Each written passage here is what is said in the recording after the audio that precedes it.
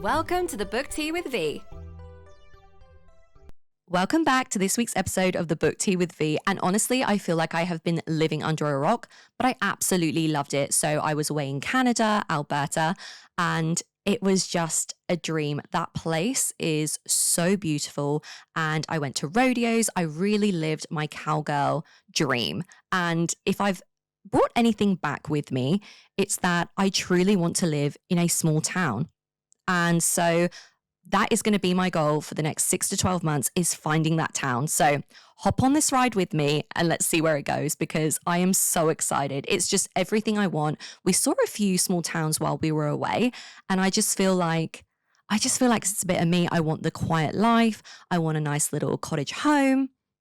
Let's see if I can make it happen. And you guys know I usually start my podcasts off with a bit of pop culture.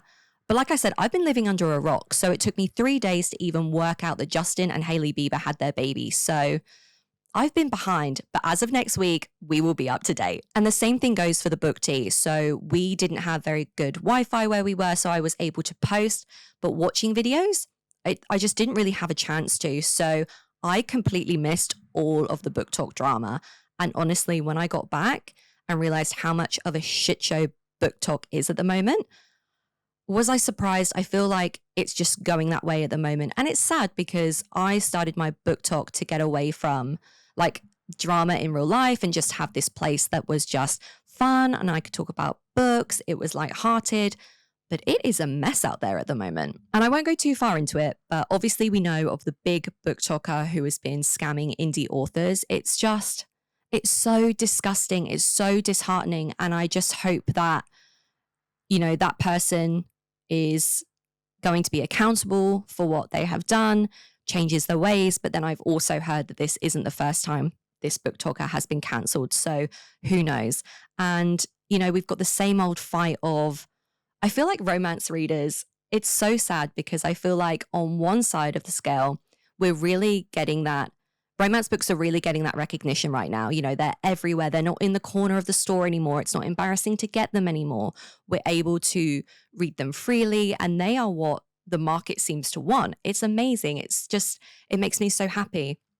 But then you have a lot of people and readers that seem to be so unhappy with romance getting such a spotlight.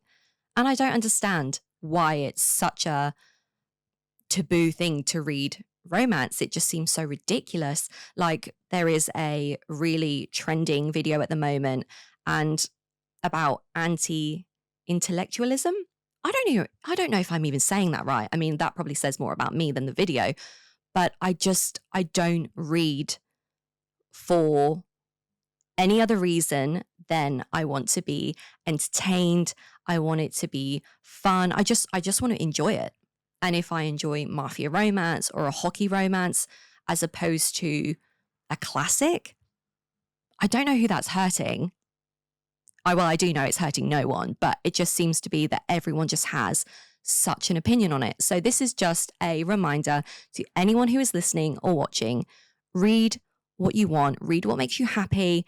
Romance it's a beautiful genre and you shouldn't be ashamed to read it at all.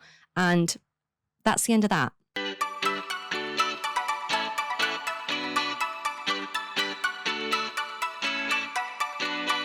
So let's talk about my holiday reads. So if there's one thing I love about going on holiday or taking a trip, it's making the TBR for it. This TBR did not disappoint. It was immaculate. So the first book that I read was Delicate Escape by Cowles, and I pretty much sobbed my way through this book. I related to Thea and what she was going through so much. I felt like her inner monologue was just things that I had said to myself before, and it really hit home. It was so beautifully done. It was like Cowles wrote a love letter to my past self. It was just beautiful. And what was even more exciting was when I got back home to Australia was I received a PR package. What I'm wearing now is actually, you can't see it too well, but I will post a TikTok about it later. It is the Cowles PR t-shirt for the Delicate Escape release. And it's so cute. PR boxes are amazing, but I will say Cowles knocks it out of the park every single time. And if that wasn't enough, she also sent me the Golden Retriever and Black Cat version of the paperback for Delicate Escape. It is just so beautiful. Oh, I just love her. And then I needed something cozy to read because I felt like Delicate Escape hit so hard.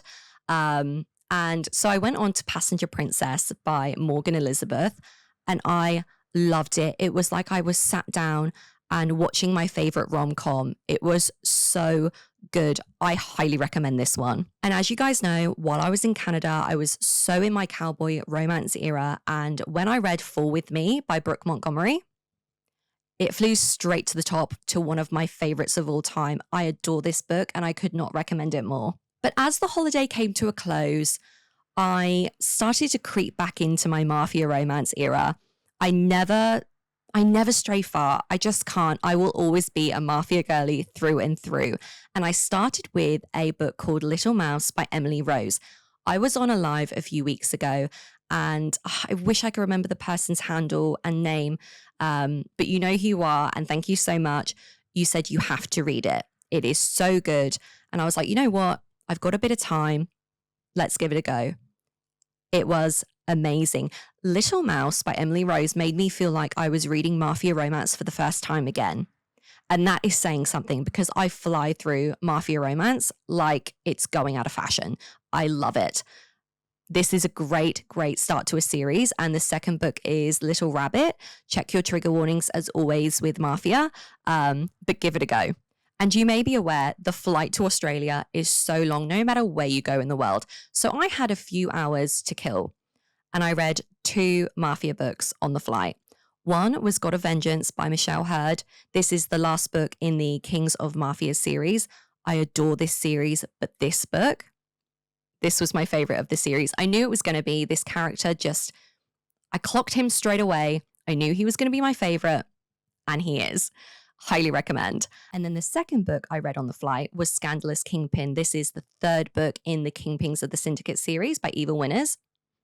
So good. And yet again, similar to Michelle Hurd's book, I was waiting for this character, particularly from Evil Winners in this series, Priest. It is so good, but it is dark. It was quite dark. So check your trigger warnings. There is revenge within this plot. And my God, does that person get it? So check your trigger warnings. But as usual, Evil Winners, Michelle Hurd, they can do no wrong. Now, I'm not stopping there with Mafia. My current read is Emperor of Wrath by Jagger Cole. I'm on page 1. I am about to start. I am so excited. You know me, I am such a big Jagger Cole fan, and I don't think there hasn't been. There's not a book I haven't loved of his, so I'm so excited to start this one. But I also forgot to mention another book that I read while I was away and absolutely loved, and it brings us to who our guest is today. I read Beating Heart by the absolute treasure that is Laura Pavlov, and I cannot wait to speak to her today. Laura Pavlov, thank you so much for being on the Book Tea with V. It is such a pleasure to have you. I am so excited to chat. Thank you. I'm honored to be here, and thank you so much for having me. I really appreciate it. Oh, of course. And I always start at the beginning because obviously you've been writing for a while now, but I always want to know if authors are avid readers too. Would you say you're an avid reader yourself? Yes, absolutely. And on and off, I have been always. I had a little lull, like when my kids were young, it was very hard to find time to read. And then I kind of re-entered during the Twilight. When Twilight, came out, I re-entered the reading world and then was ravenous again. So, and now, as much as I can, it's a little bit hard sometimes when I'm writing, but I do read a lot. I read a ton. I love that. Do you have a top 3 favorite books that you have? It's hard. It's very hard to pick, but if I had to, and my tastes are kind of all over the place. So one would for sure be, I love the After series. I love some tweeny, angsty college drama. I love that series. In the Fields by Willow Astor is one of my favorites. Very emotional. When Ashes Fall by Marnie Mann is one of my all-time favorites. I've recommended it so much. I could not put that down.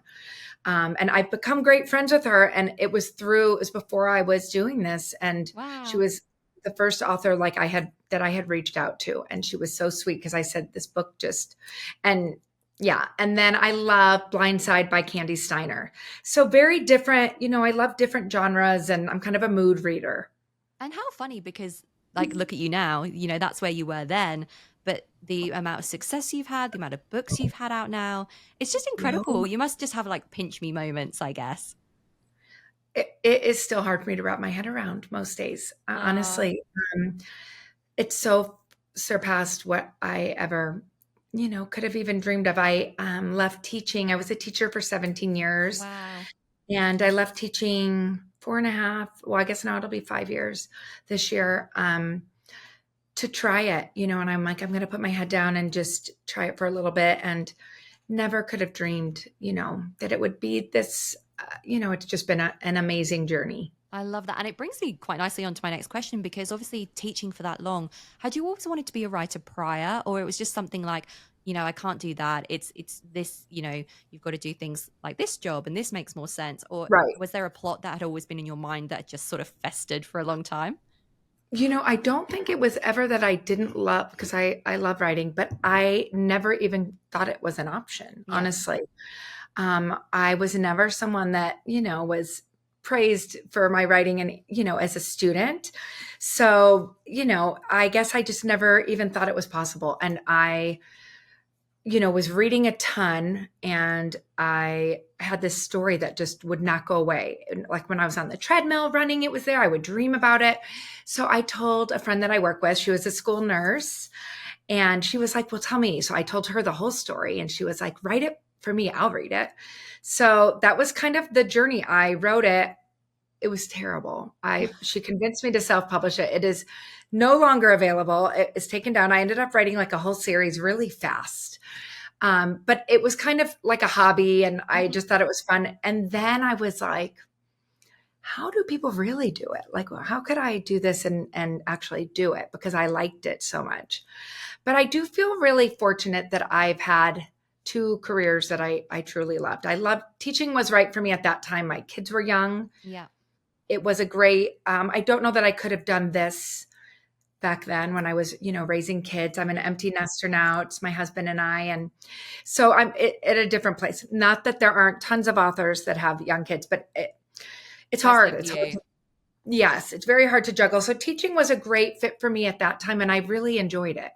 But I love what I do now. Like, Wow. it's beyond my wildest dreams. And you mentioned your husband, and before every author comes on, I like to go onto the website and see what I can sort of find out about the author that's coming on. And I loved the fact that you are with your college sweetheart. And I just instantly was like, I wonder if your own story inspires some of the ones that you write. 100%. I mean, I have been married for, this is gonna age me, but 31 years. And I have such a great husband. I mean, he's the best. And not that you don't have your moments where they drive you crazy, but um, super romantic. I mean, my husband is so he always laughs because he's not a reader, but he supports me. Like, he's so supportive. But he's always like, who are these guys on the cover? But he is in all the books, because he is that guy. He never. I Mhm. haven't pumped gas in 20 years. He never lets me. He has like quirks that he just does, and so I think those are things. He was the one who encouraged me to leave teaching and try this, and I was so scared to do it. So I think that essence, like of someone who, a lot of the relationships I think that I write have that kind of a core friendship too. Yeah. And mind you, this is a man who's never booked travel. I book so we have our roles, but it definitely comes into play. Like, it's a friendship at the core. But yeah, I have a pretty swoony romantic husband. It So sounds like it. he's And a it great guy. and it's the little things, right? Like the fact that you have Little a things, gas in the car. It's the small little things that I the think mean the 100%. most. Yep, 100%. Like, very much so. Little things, and that's, I think, in romance, I think readers love that. It's those little acts of like those acts of Noticing. service, and right, protective. Hmm. And I'm sorry, my dog is of course crying, so I'm just going to bring him No, up of here. course. Let's say hello. So that this is Louis, little Louis. Hi. I have with this one tooth sticking out, but I have two dogs, but this is my little, I've had him for a long time. So You'd be surprised at how many animals when I'm on the podcast have to come and say hello, and I just feel privileged. isn't They it want. funny? It's lovely. I love that they want to get involved. Yes, yes. He's sitting at my feet crying, and I'm like, oh, they're gonna start hearing it. He's not gonna stop. So if I just give him a little attention, we'll be okay. But yes, I think it's the little, it's those and the communication and the little Mhm. things and the checking in and when you have a partner that that's not their favorite thing, you do it and vice versa. And I think that is sprinkled in all of my books for sure. I love that. And it's obviously, as you say, it's not his thing. And I find that with my own partner too. Romance books is not his thing, but he loves it. He loves coming to the conventions and Oh, he he does does. because he knows it's my thing. And I think that, I never thought before reading romance books, actual men were out there like that. And yes, I know romance books are obviously to the extreme, but there are certain definitely elements of the characters that I read in him. Absolutely. And you must find that in your husband 100%. too. Yes, I think that is so true. And I love when I see a partner at the book signings Hmm. and they're carrying the books or pulling the wagon. And I always like say, come get a cookie. Like you are book boyfriend material Yes. because my husband goes to those too. And that's not that would not be his thing. No. But, like I go to endless sporting events, I'll go to things. So they do it. But that those are not, but I love seeing that because that's like a partner supporting something that you love. And 100%. I think that's so yeah, you hold on to that one. I That's a will. good. I will. Like with an iron fist. I love it. 'Cause you're right. Those are things you do see in books. And I think those are the things that people love. Like, a guy who, changes their tires or, Mhm. knows she's tired and runs a bath and she does the same for him, shows up with, whatever it is that they need. And I think it is those little things that speak volumes. I could not agree more. And I think it comes even down to, for me, for books, like I even want to live in small towns. Like we want to live in a Mhm. small town. And I feel like I've got that from Small Town Romance. And I Yeah. know that you live in Vegas, but Yes. is there ever a part of you, or do you even live in like a small town where, like your books, or would you eventually want to move to a place like Cottonwood Cove? It's so funny because where we live in Vegas, it is. And my kids make fun of me because I don't really leave my 5 mile radius much. I mean, we don't, when you live here, you don't go to the strip a lot. We live out kind of by the mountains. Yeah. So we hike, we walk, my husband cycles. Everything that I do is really in this, small community, the restaurants we go to, friends. Hmm. So it has oddly a small town vibe in this like city that's, famous for being like, tons of tourists and very busy. But, this is definitely not super. I mean, we've got Starbucks and DoorDash and Target Which is and needed. every corner. Yes, you need it. But I do love small town vibes. So like one of my favorite places is Lake Tahoe. Hmm. And I kind of based Honey Mountain on that. Yeah. Cottonwood Cove is based loosely on Big Sur, California, which is like a small town inside.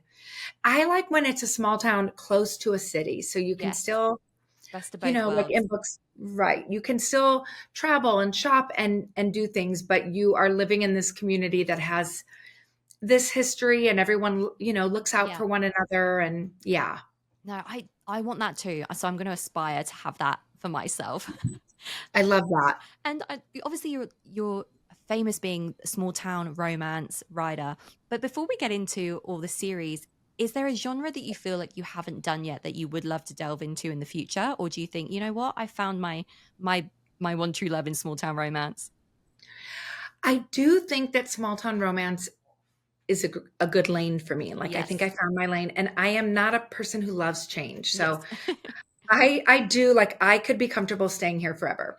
But I do think it would be fun, like in another life, like I do read darker than I write. hmm I do enjoy that. Like I love Mafia. yes, I'll same. read those.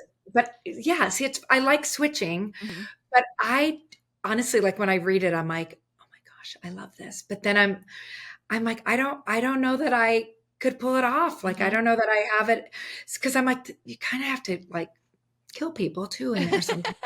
You're like, can I do that? Even on paper, I don't think I feel comfortable. Right. I'm like, I don't know if I want to do that. But I love reading it. And then I'm like, maybe someday I'll be bold enough. Because I do love, and I do think like Mafia in a Small Town could be fun, but Mm. I wouldn't want him to be really bad, you Yeah. know, like I would have a hard time writing it. So I think you have to write what you're comfortable with. Yes.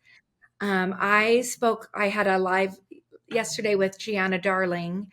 I love her. And we were talking, she likes to read a lot lighter than she writes. And I love her books. Her, one of my favorites, I have it here from last night, Oh, Lessons I in love that Christians. too. Loved it. Like MC, but I don't know that I could pull it off. And she was Yeah. like, you could. I'm like, but I think it's easy to write what you are comfortable in Yes. and what you know. And um I would probably, yeah, have a hard, I would try to find a way around some of it. So I'm like, then you're not ready to do it. You have to wait till you could really do it well. But I love reading. I love reading all of, you know, Mafia and contemporary and darker. Yeah. But I'm sure your fans of small town romance, like, and all your small town romance books will be rejoicing anyway, because we've got Colmwood Cove, Magnolia Falls, and my first Laura Pavlov book was Under the Stars, and Oh, I I love honestly still think about that book all the time. It's just so beautiful. But and it's a cruel question, but I have to ask: is there a book within these series that you've done out of all of them, or a character that sticks out the most? Who's your favorite, and which book is your favorite that you've done so far? It's so hard. And I'm not being cliche when I say like I don't have a favorite. It is like your kids, like you really love them. But there are some that were, it's funny you say, Under the Stars will go down forever as it was one of the easiest books I've ever written. Hmm. I mean, it really wrote itself. I loved her. Like she, you know, just kind of, so they would be up there. I'm always scared to have a favorite I because I know. love them. But when you're writing them, you love them all so much. So you're protective of that. But um, Under the Stars and Before the Sunset was that way too. They just, for some reason, were very easy. They came out easy. And it could sometimes also be what's happening in your life. Yeah. Like it's not a busy time. There's no trust. So, but I mean, in both of those books, they do have in common. There's like a light, like a humor. I love that. Like they had great banter. Yes.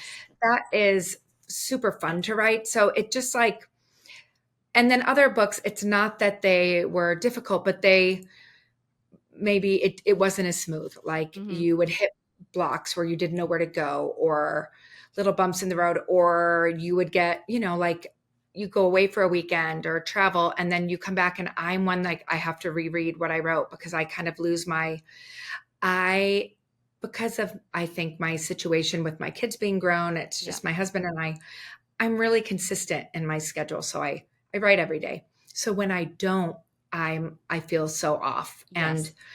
I'm like, I don't remember what was happening. So I have to reread. So it's a little more so maybe those books that didn't happen, but definitely Under the Stars. Hmm. Like things that happen in that book. I won't do spoilers if anyone hasn't read it, but with the icing, like Yes. that wasn't even planned. That just she wrote that. Like I was bawling writing it. I'm like, are you kidding me? Like this is so sad. I So know. I loved them. I loved their dynamic and their connection. And so I think sometimes that just comes easier Yeah. for whatever reason. But I truly do love them all. Like I am always I love when people tell me their favorites because it always seems to be different ones. And that I'm like, that's good. I don't have one that is everyone's favorite. It seems to be. So I'm like, that's good. It's like everyone, there's something for everyone. Yes. Every character's given a chance. But I have to say, your new book, Beating Heart, really just went to the top for me. I mean, Cutler has been Beefcake has been stealing the show this entire series. And I feel like I was waiting for his book, not even his daddy's book. I was waiting for his I moment. I love that because I love that book. And my husband did pick the name Beefcake, and it's kind of his claim to fame because Beefcake is such a loved kid. And he's kind of a mix of a few students that I taught. and I kind of melded them together, and I love him so much. So I'm so happy people have taken to him, because he's such a fun character to write. And he kind of gets his happily ever after as well. But I did feel a little pressure, because it was people were talking about, and I was like, oh gosh, like you hope when you send it out, I just write it. I write the whole thing. I don't have anyone read while I'm writing. And then you send it off, and then I'm like, oh my gosh, was it good? Like, you start questioning all of that. So I'm so happy that it was received well, and that people, because I wanted to give Beefcake and Nash the ending they deserved, And Nash was just everything I wanted from that single dad trope. He was protective, and I felt like our FMC, she had just as much baggage, if you like, on her end, if not more, because Nash was so settled with his life with Cutler. Like, their day to day was just the norm. There was no, drama, nothing. She was more running away from it. So when they came together, it was just a really fun dynamic. But I do also have to say, the Beefcakes Girls t-shirts, oh my goodness, they are so cute. They cute. They are so gorgeous. Oh, that makes me so happy. Yeah, I was trying to think of what to put in that box, and I was like, oh, you know what? This would be because she wears it for him. And I loved her relationship with him. Yes. Also, like, separately, like, there's a scene where they're baking, and he opens up to her and says things I think that he wouldn't even say to his dad, because like, he's such a loved kid, and he knows he's loved. But I also think that kids are very aware, of what's happening. And he knew his situation was different. Even though he was totally loved and has a great life, I think he craved that maternal side of her. And I loved writing that, like, the way he would open up to her and tell her things, I thought was really sweet. Oh, it was. I felt like I just found myself just melting every time he had a scene.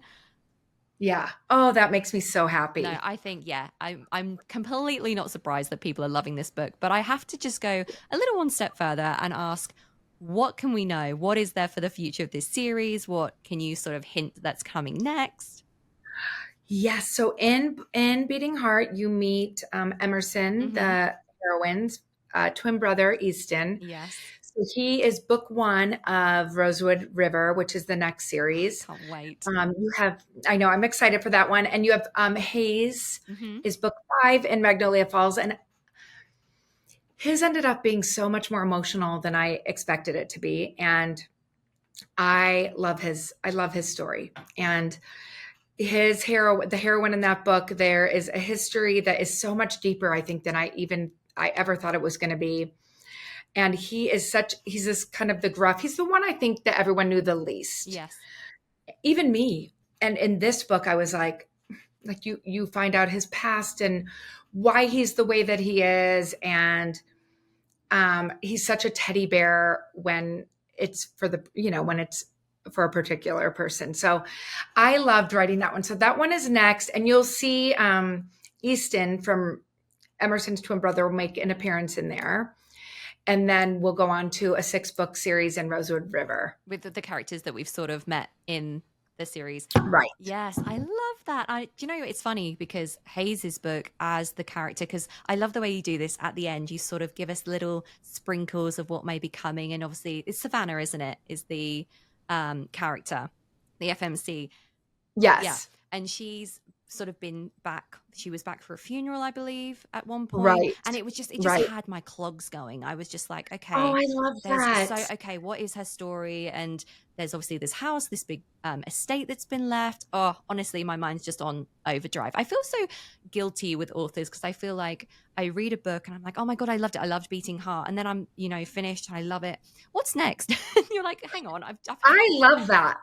Because I'm kind of that way. Like, as soon as I finish, I'm on to the next. And there is a lot coming in the new year because, we have the Honey Mountain series is coming to stores with new covers, which has been super exciting.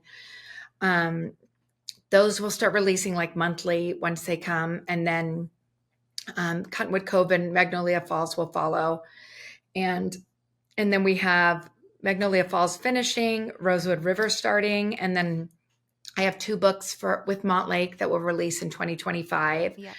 that I'm writing right now. So it's kind of fun because there's like 3 different worlds that I've been in over the last few months, and it's been amazing. Oh, that's honestly, I can't wait. I found your series Cottonwood Cove about I don't even know months ago now, but I just devoured them. I don't know what it is Really? about your books. They just sing to me. I feel like they are my small town romance comfort reads. They really are. So, yeah, it's been such an honor to speak today as well.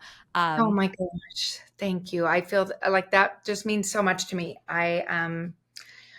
Thank you. Of That's so course, kind. of course. And I think before I take this offline, because I'm going to try and get more spoilers, because that's just who I am as a person. Is there, I love it. are there any events this year or next year that you might be going to that's confirmed that people might be able to see you and have at signings? Yes, yes. So I'm going to in 2 weeks. Well, now I think it's like 10 days now. We're going to Rare Edinburgh, How which I'm super exciting. excited. I've never been. So I will be at that signing, which I can't wait. And then I come back and we have Love in Vegas, which is Yeah, here, which is a pretty big one here. And then I'm going to Wild and Windy West in Phoenix in February. amazing. Yes. And then I have one in Love in Seattle, and I can't remember it. They changed the name. I think it's the one in Montana. Okay. I can't read it from here. It's a small one that Kristen Proby is hosting that I'm super excited about. Ah, so cool. So I have that one too in 2025, and then I'll be announcing it soon. I think we're going to have some stuff in November for the release of Always Mine in paperback. So I think I'm going to be going to a few spots for Hmm. that, which is going to be so fun.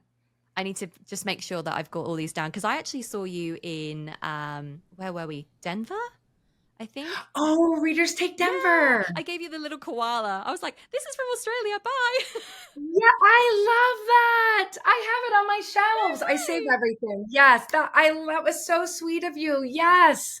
That was such a busy one. Like know. that was I came home and I mean it was so fun, but it was so many people and so fast, but oh, that's thank you. I know I it's so love nice to that. see you. Thank It's you. just it was. I was like, you know what? I'm sure we'll be able to chat. And look, a couple of months later, here we are. And now we're here. Are you going to be at any events I'm this hoping, I'm really, really hoping to. We're just sort of deciding because it's a long flight from Australia. So we're trying to tee right? up a couple and do a different couple of areas in America. So I'll definitely be one that you're at. Put it that way. I'll make sure of it. No, I hope so. I love that. Thank Of you. course. And as I said, I'm going to take this offline. I'm going to try and pry out some more secrets from you. But I just wanted to I'm pretty say, easy. I just wanted to say thank you so much for being on the podcast today. Anytime you want to have me, I'm happy to be on here, and I'm honored that you asked me. So thank you. Thank you so much. Laura Pavlov is seriously the sweetest human. There's just something about her. She is just so special. And Magnolia Falls, this series, it just has my whole heart. I feel like Laura Pavlov books, I've said this in the past, there is something about them. They are my comfort small town romance reads. And Beating Heart, Single Dad, it was perfect. And his little boy, Cutler, or Beefcake, should I say, sorry, um, is just perfection. It is just so cute. The book was incredible. I loved it. I couldn't recommend this book or this author anymore. I adore them.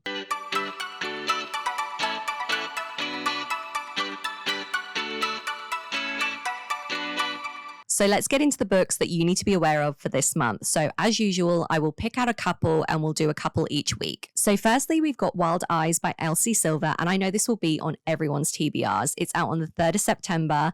I actually haven't even started this series yet. I know, but I will get there, I promise. And then we have My Rules by TL Swan. And this is out on the 17th of September. It is the second book in the Kingston Lane series.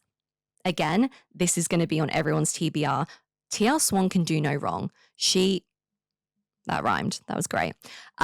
She's just amazing. I absolutely love her books. As you know, I love The Takeover, Mr. Masters, and now the bonus. So let's see what My Rules is going to do, because I feel like this could be another one that goes up to my top 3. Could it knock someone off top 3 spot? Who knows? Now, these next 2 books, they are actually my most anticipated reads of this month. So first of all, we've got Crave by Luna Mason that is out on the 20th of September. I cannot wait for Crave, Alexi's book. I've been waiting a long time for this. And then last, but certainly not least, Monty J brings out on the 24th of September, Wrath of an Exile. I'm doing my best to contain myself, but I know that this book, it's going to ruin me. So these are the books that I think you need to be aware of. This is a short and sweet episode today. I feel like I've got a lot of catching up to do, but of course I wanted to check in. I wanted to talk about the books that I've been reading and obviously have the opportunity to speak with the beautiful Laura Pavlov. I hope that you have enjoyed this episode. And as always, if you want to get in touch, you can find me at VReads on TikTok, Instagram, and YouTube. But that's the tea for today. I'll see you next week.